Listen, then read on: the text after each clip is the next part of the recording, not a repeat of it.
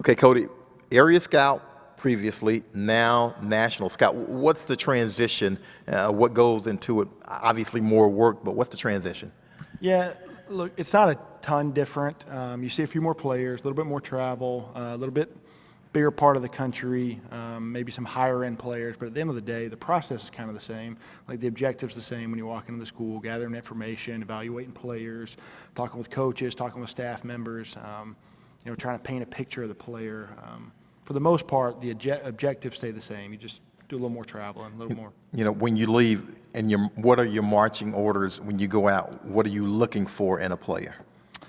Depends on what time of the year we're talking about. Early on, it's such broad strokes. You're evaluating every position, every player. I think something that Mickey and Sean and Jeff have really instilled is this character and this makeup portion of the player, and they've always done it, but I think we've really looked deeper at that the last few years. And so when we're in these buildings, just making sure we're uncovering every stone and turning over every leaf and just trying to really get to know the people, the makeup, the character, what we're bringing to the locker room.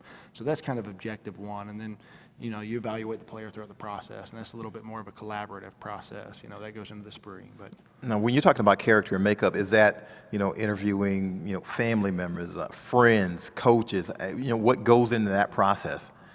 Yeah, it starts at the school, particularly position coaches, head coaches, trainers, academic advisors, anybody that deals with these guys on a day-to-day basis is kind of where you start. And you talk to enough people and you find out different things about the kid's background, what drives them, how they learn football, stuff like that. So I think you touch as many points of contact as you can. And some people you got to go deeper on certain players, but it's just as many points of reference as you can get. Is it difficult when you see a guy and he's extremely talented and his character weighs in and you're saying, man, he can really play, but he's not one of our guys? That's a challenge. That's hard because, we all fall in love with what you see on the field, the ability and the speed and all that stuff. But, there are certainly some intangible qualities that keep some players from being able to reach maybe the ceiling that you're looking for, and maybe it's not a great fit in the locker room. You're looking for this type of player at this type of position, and yeah, it's tough. It's trying to marry the two together. It's difficult. When you get into this NFL draft process, are you a stand on the table for a guy kind of guy?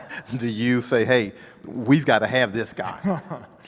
Yeah, I think so. Look, Mickey, Sean, Jeff, what they want more than anything is just conviction on a player. Don't be on the fence on the guy. Whether you like him or don't like him, we want to know how you feel. Be passionate about it.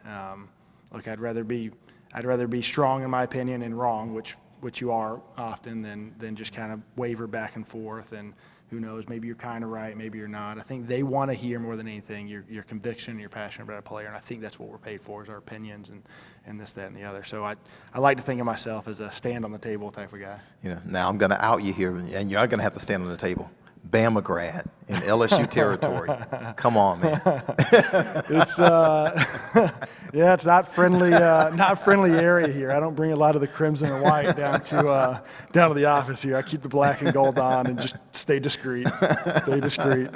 No. But do you cover that area in terms of national scouting? Do you cover Alabama? And we know what kind of program that is.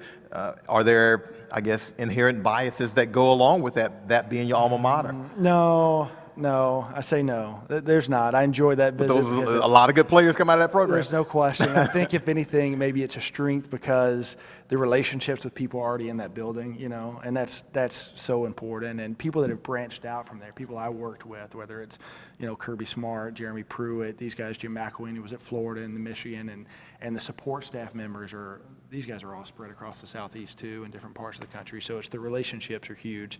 I don't think there's any bias. I say that, but man, there's a lot of good players that come out of those programs. So yeah, it's fun. It's good. Cody, good luck in this draft. Let's hope you don't have to stand on the table. No. Hope everybody's pretty collective on the pick, but good luck in this draft. Thanks a lot. I appreciate it, guys.